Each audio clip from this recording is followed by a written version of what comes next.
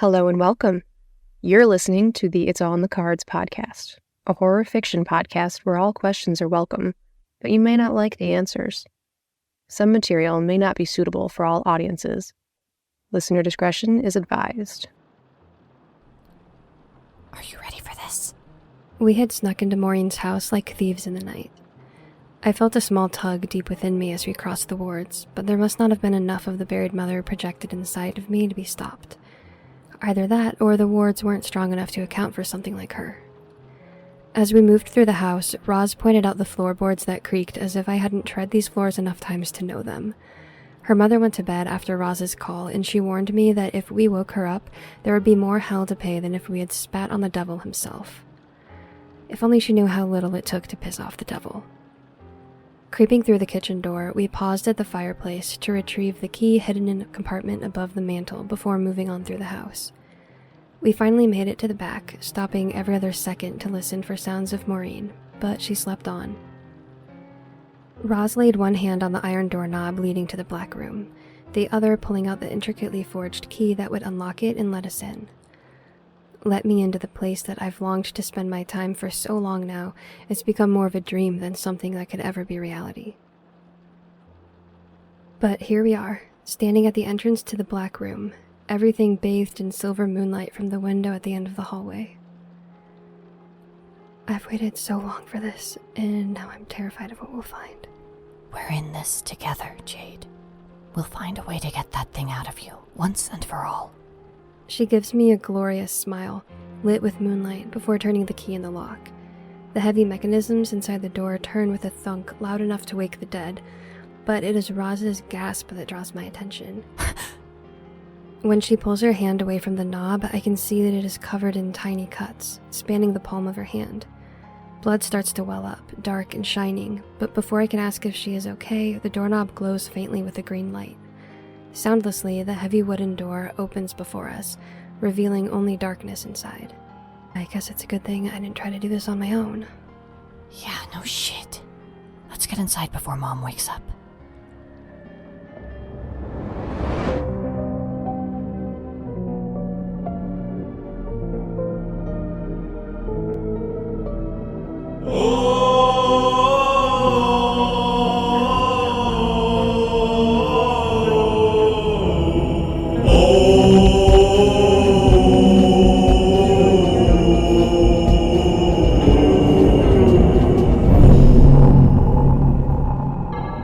It's All in the Cards, Season 4, Episode 5, The Black Room. I carefully close the heavy door behind us, turning the knob so that there isn't even a click of it latching to wake Maureen. Instantly, I feel the energy of the room, a chaotic darkness that is trapped between these four walls by Maureen's wards. It's like stepping into a tornado and feeling the debris crash against you, unable to move. I take a deep breath and raise my own walls, creating a protective barrier between me and the items in the room that call for me. Roz busies herself lighting candles around the room until the place is glowing with warm golden light, seemingly unfazed by the energy of the room. Either she's used to it or she has her own protections turned up. When I turn around, I can't help but catch in my breath as I take it in. Floor-to-ceiling shelves line every wall, packed with books, scrolls, and magical items collected throughout the years. Across from the door is a single window, covered in velvet curtains to protect the books from sunlight, and the world from the books. The candles are scattered, some in sconces along the bookshelves, some in candlesticks and lanterns on the tables. 4 mismatched chairs sit around a large wooden table, scarred from use and stacked high with more books and papers. After lighting the last candle, Roz carefully slides the items on the table over so that we have a decent half to work on. Sorry about all of this. Mom has been really into genealogy and our family history lately, and she doesn't see a need to put her research away between sessions. Why would she? Looks like only a Beckett can get in here. I wave my hand at her, indicating her bloody palm. Yeah, that's a trick I didn't know about. She grabs a handkerchief from beside one of the chairs and attempts to wrap her hand in it. I watch her fumble for a few seconds before stepping in, tying the fabric tight across her palm. Maureen didn't tell you when you called her? She probably just didn't think to warn me. She did it to keep everything in here safe. It's safe from everyone but you. Yeah, me and Sam. She snaps her eyes up to mine. Don't tell Sam that Bennett blood will grant her access to this room. It's too dangerous for her to be snooping around and I would never willingly put Sam in danger. My mind wanders to our drive earlier tonight when I did, in fact, put Sam in danger, but I shoved the thought aside. That was just a test, and the knowledge I gained from it was worth the potential outcome. I discovered that the buried mother can't actually take control of my body, and that information is worth its weight in gold. Roz nods at my words, not knowing the thoughts behind them. Where should we start? You're the one who's been in the room before, not me. I have no idea what the organization system is, if there even is one. Roz gives me a disbelieving look. Of course there is one. Do you think Maureen Bennett would just throw books on a shelf and call it good? Absolutely not. Gesturing to various shelves, she explains this particular Dewey Decimal System. Ahem. Spell books, confirmed. Historic texts, personal grimoires, spell books, unconfirmed. Magic systems, coven meeting minutes, demons and entities, divination, botany, poisons, and, of course, the card catalog that explains it all. She pats a small wooden drawer sitting on a shelf by the door. Do you think if we just looked in there for buried mother, we would get our answer? Doesn't hurt to try, but I'm guessing the results will be limited. She opens the drawer and begins to sort through the faded index cards that represent Maureen's entire library. I take a lap around the room, reading the spines of books with official titles, and feeling the energy wafting from them, a heat against my fingertips. I take a steadying breath as I take it all in, inhaling the faded vanilla scent of old books, feeling my soul calm at the familiarity and danger of it all.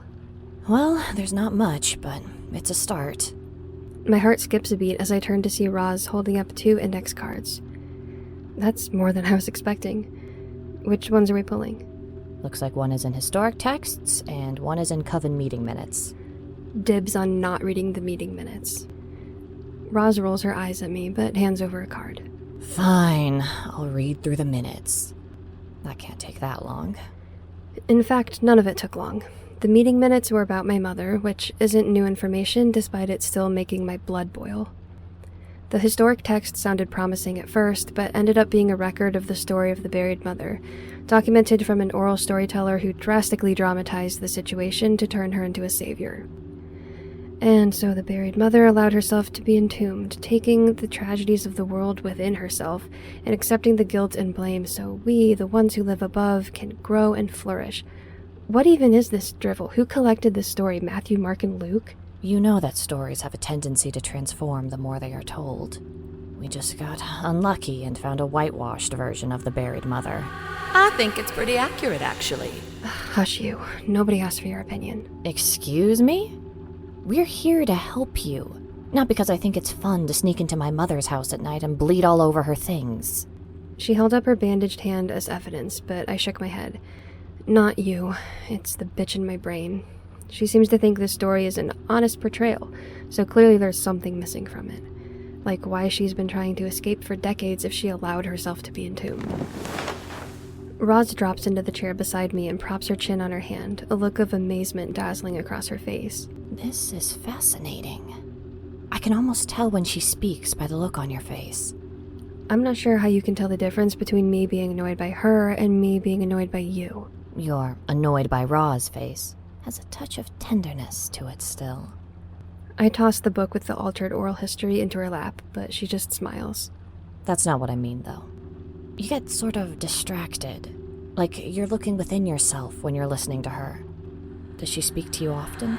Not nearly as much as I would like. Far too often for my liking. Does anything help dull her voice? Can you make her quiet down with meditation or a spell? Isn't that what we're doing here? I would love to kick her out, but if we can find something that turns her volume down, that would work just as well. What have you tried? Does alcohol work? That's right, Jade. Just get blackout drunk with your lifelong crush. I'm sure nothing terrible could come of that. You know, I hadn't considered it. I've been focused on a permanent solution, but a temporary one would be just as helpful. I don't love the lack of control that comes with drinking, but maybe it will help her lose control too. Her eyes twinkle with the idea. Standing, she walks over to the set of shelves by the window and pulls out what I had thought was a series of leather-bound books. When they come off the shelf in one piece, I realize they are a hiding place. How many of these books are fakes? Roz turns back to me, a glass bottle filled with amber liquid in one hand and 2 crystal tumblers in the other. I only know about a few of them, but I'm sure there are more. Mom has spent a lot of time in here over the years, so there have to be more than a few secrets hidden in plain sight. I take the bottle from her as she settles back into her chair. Pulling the aged stopper from the mouth, I took a whiff of the contents. The sweet smokiness hits me hard and sets my eyes watering. Whiskey? I didn't know Maureen was into the hard stuff. Some of the Coven members give Mom a bottle every year around the holidays. It usually lasts until next season. She eyes the contents of this bottle, which is clearly more full than it would usually be this time of year. Either they gave her a bottle early, or she's been teetotaling. More for us. I pour a generous amount of whiskey into each glass before sliding one over to Roz. She picks it up and gives the liquid her own sniff of approval, eyes closing in delight. I hold up my glass. To finding answers, even if it's just that I can drown the bitch with booze. To finding solutions, so that we can forgive each other. Our eyes catch, and she offers me a small smile before tapping her glass to mine. I take a sip, letting the whiskey burn in my mouth for a second before sliding down my throat. My exhale is full of peat and fumes, but it warms me to my core, and I take another in quick succession. If the point is to drink the bitch out of my head, it's better to start fast. So, where else should we look while we wait for this to kick in? Roz scans the room for a few seconds before standing, taking her whiskey glass with her. She wanders along the shelves, pulling books that sound promising and stacking them in her arms. A part of me wants to help, but the whiskey is making this chair too comfortable to leave, so instead I watch her as she moves around the room, savoring this slip of time where we can be close and not at odds. When she comes back to the table, she has a stack of almost a dozen books and an empty glass, all of which she drops onto the table. I take another sip from my glass to catch up and grab the nearest book.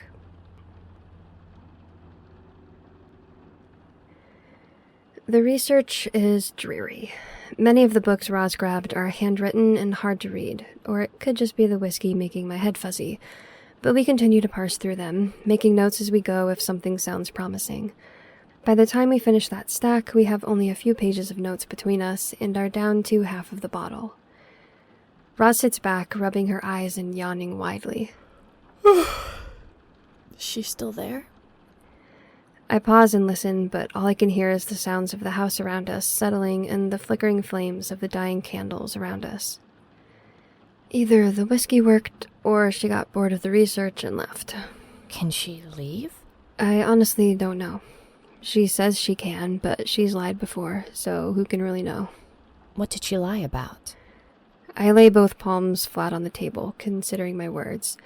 Roz will definitely not like that I put Sam in danger on our way to her house, but it was a calculated risk, and one I would do again to get the knowledge that the buried bitch has no power over my body. Promise not to get mad? No. Now you have to tell me. I take a deep breath and explain everything. The threats to Sam's life, my vehicular gamble, and how knowing this can help us in the long run. By the end of my story, Roz is pacing the floor, face aflame with anger and suppressed screams. How could you do that? You don't know what could have happened. She could have died. You could have died. And it would have been for nothing. She didn't threaten Sam until she heard that we were telling you. There was something about you knowing that she didn't like. I think she knows that you could help me, and she didn't want that.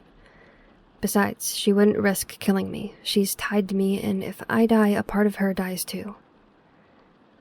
Roz huffs at my words, but her pacing feet begin to slow. But what is it about me? Why does it matter if I know or not? That's what I would like to know. I figured maybe it was your knowledge or connections. Hell, maybe it's just that you would be able to give us access to this room, this stronghold of history and information. There has to be something here. We just haven't found it yet. She falls down into her chair, grabbing the whiskey bottle. I need another drink. I'm not sure that's true, but now is not the time to tell her that, so I slide my own glass closer and let her refill both. The whiskey goes down smoother now, my tongue numb to the burn of it. I swirl the amber liquid, watching as it clings to the interior and drips down the side of the glass. You know, Beatty taught me to drink whiskey. Really? I thought she wasn't a heavy drinker. Don't good Christians stick to wine? Everyone has their wild days. She told me about how their grandpa used to make his own batch up in the hills, roasting the barley and keeping it in oak barrels to age. He taught her how to drink it when she was 16, and she taught me when I was 20, when I came back to her after everything. I take a sip, holding it as I inhale and releasing my breath after I swallow. She would have liked this one. She always preferred the smoky ones, said it reminded her of Pop's. Roz dropped a hand on my arm, heavy and warm. I'm sorry about Beatty. I don't think I've had the chance to tell you that in person. She was the aunt I never had. Tears sting my eyes at her words. The guilt still weighs heavy on me when I think of Beatty, and with the memories of whiskey on my tongue, I can't keep the tears from falling even as I try to blink them away. It's my fault she's gone. Oh, Jade, you can't think that. What happened in the circle, it wasn't something any of us could have predicted. We did the best we could to stop her, and we did. Kind of. Roz scoots her chair closer to mine so she can lay a hand on my shoulder. I want to lean into her, accept her comfort, but I know I don't deserve it. She knew. She told me before we even entered the circle that night that we would need as much energy as possible to stop the buried mother. Not just what we could each comfortably give. More. I look up into Roz's eyes, concern etched in the lines of her face. She knew I would have to drain her if we had any chance, and she went there willingly. Not just willingly, she forced me to take her, gave me her energy, and I took it. Every last drop, I took it because I would have done whatever it took to stop this once and for all and get my mother back. And in the end, I lost both of them. The silence swells around us, and I can't believe I said the words out loud.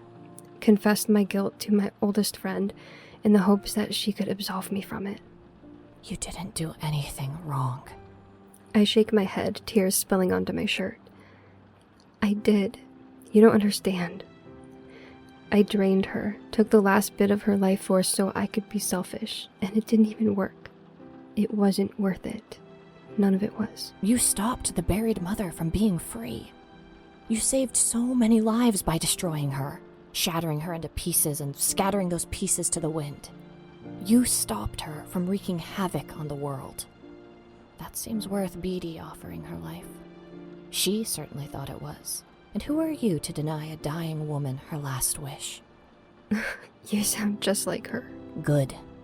At least one of us has any sense. I nod along, wiping my face.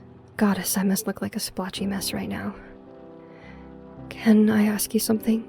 I think we're beyond asking to ask questions, but sure. Can you feel her? Who? Beatty? I shake my head. No, the buried mother. You were there that night. You got your own special piece of her. Can you feel it? Roz considers for a moment, her eyes going a little vacant as she searches within herself. I don't think so. You clearly got the lion's share of her, so I don't think whatever I have is big enough to truly feel. She pauses, and I study the emotion that flits across her face. It's almost embarrassment, or maybe her own bit of guilt. What is it? I do feel connected to you, especially when we're together. But I'm not sure if that's the buried mother or just us. I nod, understanding completely. I get it. We have so much history, it's hard to tell if it's that, or her, or something else entirely. Right. It's just a lot of emotions, all wrapped up in a confusing bow. Yeah, a confusing, bitchy bow. Exactly. The tension broken, she stands and begins to reshelve the books that we've already looked through. I take a moment to stretch my own legs and change out some of the dying candles. There are still a few hours until daylight, and Maureen wants us gone well before then. When I light the last candle, my eye is caught on a velvet bag beside the candlestick. What's this? What's what? Oh, those are Mom's tarot cards. Maureen has tarot cards? Since when? Oh, she doesn't use them, but she's had them forever. She got them around the time she and your mom were changing the path of the coven to follow Hecate. I think your mom was trying to open mind to more communication with the divine. Mom was never interested in it, but she was also too polite to refuse a gift. Hey, you should read for me. No. I move to put the bag back, but Roz is suddenly at my side, wrapping her fingers around mine, keeping the cards in my hand. Come on, it'll only take a few minutes. Our eyes need a break from the tiny, faded font of these books. We're here for research, not to have fun. What if I promise to never ask you for a reading ever again? I roll my eyes, but can't help the smile that pulls across my face at the thought of reading for Roz again. This was something we used to do, way back when we were best friends. Whatever type of divination that we currently had our hands on, we would take turns reading for each other. Tea leaves, tarot, scrying, pendulums. When I discovered my affinity for tarot, I would give her daily readings. Roz's smile goes wide as she pushes more of Maureen's family history aside, creating space to lay out the cards in front of her. I pull the deck from the velvet bag, taking in the artwork as I shuffle. Maureen's deck is hand-painted, just like mine, but hers is done in shades of pastels, filled with florals and greenery wherever possible. Do you have a question in mind? Just tell me my future, Jade. She leans one elbow on the table, cupping her face in her hands as she watches me shuffle. Fine, be vague. It will just get you vague answers. Aren't all tarot readings vague? Only the directionless ones. I laid the first card on the table in front of her, my face flushing as I realized the image emblazoned on it. The lovers. Yep. Looks like you've got a romantic entanglement. Since this is in the past slot, it would mean that you're thinking of someone from your past. I quickly move on to the next card, flipping it over with a slap. The Two of Wands. You've got a choice to make. Either stand still in the comfort of your home, or venture out and change your destiny. Sounds pretty appropriate so far. I glance up at her. Nothing about this feels appropriate, but I can't bring myself to say that. The cards seem to be telling us that a romance from your past may be coming forward, but it is your choice whether you chase it or let it move on. Roz nods as she stares at the cards. I watch the wheels turn inside her brain and wonder where the scales are falling for her. When her eyes flick up and catch mine, I quickly look away, pretending to focus on the papers that Maureen had been working on. My eyes gloss over the assortment of papers and open books until they catch on something familiar. My heart thunders and I feel suddenly completely sober. What the... What? It's just a little tarot reading. You know that it doesn't mean anything unless we make it mean something. It only highlights a possibility. No, not that. Wait, what? You know tarot can be trusted. Yeah, but it just shows one path. One option out of dozens. And this is even saying that it's all a choice. My choice. So... Stop. Put a pin in that. I move the papers aside, revealing the one whose corner I caught before. I hold it up for Roz to read. Look at this. Name, county, head of family, persons living in the home. Jade, this is just a census record from my mom's family history.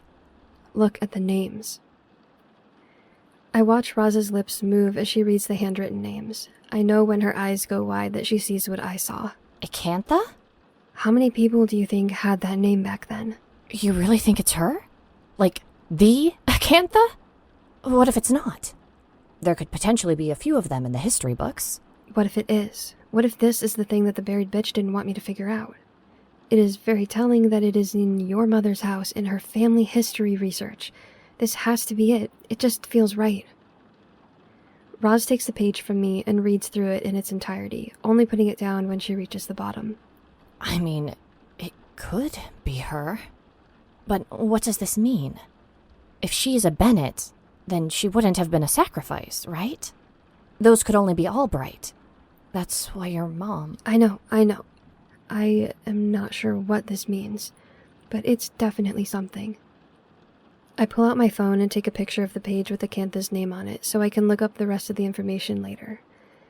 Setting the paper down, I begin to rifle through the rest of Maureen's research. Roz stands up quickly, throwing a hand over the research. What are you doing? If you mess anything up, Mom will know we've been here. She already knows, doesn't she? When she doesn't respond, I look up. Roz has a single finger resting on the table, her focus on that point so complete that I almost search the area for another sign of Acantha. Her face, though. She didn't say we could come in here, did she? Not in so many words. What words did she use? Over my dead body will Jade have access to the information in that room. Rosalind Beckett, you told me she was fine with it. What do you think you're doing letting me sneak into your mother's house when she clearly told you no? We needed the information. She was just being stubborn, and I figured since I was coming with you, it would be fine. And it is! Nothing bad has happened, and we actually found something useful. You're not wrong about that, but now that I know we weren't invited, we have to be extra careful with everything. I was planning on putting it all back, but then you started moving things around. Because I didn't know I couldn't. I drop my face into my hands, frustrated with the lies I now have to keep up with. Taking a deep breath, I look out the window where the sky is beginning to lighten to the gray of early morning. We have to go soon. Help me look through all of this real quick. Since I'm definitely not going to be allowed back in here ever again, I want to make sure we've combed it all thoroughly. We search the papers as fast as we can, but there are no more signs of Acantha in Maureen's research. I'm about to give up and suggest we go home when I uncover a small leather book. A very familiar leather book. Roz, what the hell is this? What? Oh no, don't touch that one. But it's too late. I've already opened the book to see the loopy handwriting of my mother. I can see her so clearly, sitting at the kitchen table and writing in this book while I colored. She said she was writing notes to me, that it would help me when I got older, but I never found the book in her things when she left. Why does your mom have this? When did she get it? Roz drops heavily into her chair, sighing. Sometime before the ritual. She told her to keep it safe, in case something happened. She wanted you to have it eventually, but Mom said that she told her to keep it until you had a family, that you weren't ready for the book until then. I forced myself to stop reading and close the book, leaving my mother's words for later. I can't believe after all this time that I have a piece of her back. I'm giddy at the thought of reading her words, but the anger at having them hidden from me for so long overrides my joy. So you both were just going to keep this from me? Potentially forever? What if I never had a family? What if I lived my days as an old spinster in the woods, scaring school children with the stories of the witch in her haunted house? What then? Roz shrugs, her eyes tired. I don't know. It would have been up to Mom, I guess. Maybe she would have given it to you eventually. Eventually isn't good enough. I'm taking it now. What if Mom notices? She'll immediately know that we've been in here. Then I guess she'll be mad at you for letting me in here. I tuck the book into my pocket and continue to shuffle through the remainder of the family tree research. Roz sighs and follows my lead, but there are no more mentions of Acantha. We put the research back along the length of the table in silence, trying as best we can to get it to look how it did when we first walked in here. Maureen will likely figure out that Roz and I were in here, and the absence of my mother's book will confirm it. I am beyond caring at this point. Let her know. We blow out the candles, growing useless in the creeping morning light, and put the nearly empty bottle of whiskey back where Roz found it. I turn towards the door, ready to leave, but stop at the weight of Roz's hand on my arm. Jade, I'm sorry I didn't tell you about the book. You deserve to have it, and we shouldn't have kept it from you. I bite my lip as tears well up in my eyes. After all these years, I feel like I'm finding more and more pieces of my mother, almost enough to make her whole again. I want to run home and scour the book from end to end, but I also want to savor it, knowing that once I've read the whole thing, there will be nothing left. I get it. You were just trying to uphold her wishes. Relief washes over her face at my words. Exactly. Mom wasn't trying to hurt you. And I didn't find out about the book until recently. We were just trying to do what your mom wanted. I nod. I understand the thought process, but that doesn't keep it from hurting. I heard her, you know. Heard who? Your mom? I nod, not looking at her. Yeah. Yesterday, when I was testing the buried mother, after she couldn't take control of me, she kind of freaked out, and I heard a bunch of voices, probably the other people who had been sacrificed and became a part of her. And then, very clearly, I heard her. What did she say? Just my name. But I know it was her. I would recognize her voice anywhere. Okay, I believe you. It makes sense that she would be there, if there are voices like Acantha's alongside the buried mother. But Jade, this doesn't mean you should stop looking for a solution. I'm not stopping. I'm here, aren't I? Right, you are. Come on, let's get out of here before your mom wakes up. We make our way silently through the house, returning the key to the black room and sliding into the early morning. Dew covers Roz's car, cold and slick on my hand as I open the door and get into the passenger seat.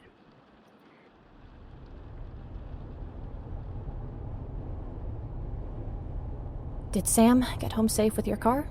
Yeah, she texted me before we got here last night. She's fine. Good. We ride in silence for a few minutes before I can't stand it anymore and turn on the radio. Anything to fill the quiet space between us. In other news, fire at an apartment building in Fort Smith last night has left tragedy in its wake. Authorities have yet to determine the cause, but they believe it was started sometime around 3 a.m. There were no survivors. Well, that's depressing as hell. She clicks off the radio, the sound of the road beneath our tires better than reminders of death around us. When we get to the store, Roz slows the car to a stop before shutting off the engine. You don't have to walk me to my door or anything. I'm more than capable of getting up the stairs, even with a severe lack of sleep. I know. I just want to make sure you're okay. We're okay. I study her, the earnestness in her eyes, and nod. Yeah, we're okay. The smile that breaks across her face is blinding, and before I know what's happening, she's leaning across the center console. Her hands take hold of my face, and softly, so softly I can almost pretend I imagined it, she presses her lips to mine. I can smell the whiskey on her breath, coated in a sweetness that is all Roz, a reminder of the life we shared as teens, of the life we could have shared as adults if things had gone just a little bit right. I get lightheaded at the feeling, my heart beating so fast that I'm sure I'll pass out if this keeps going. But goddess, I want it to keep going. When we break away, I scrutinize her face, searching to understand what just happened, what could happen next, but Roz just smiles again. She opens her eyes, and I drown a little in the deep brown of them, familiar yet still unexplored. Good night, Jade. Good morning, Roz.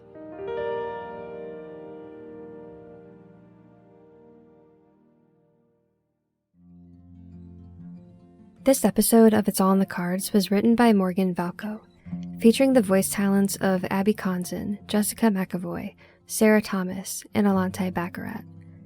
Theme music by ThaArsonist, performed by Scott Thomas.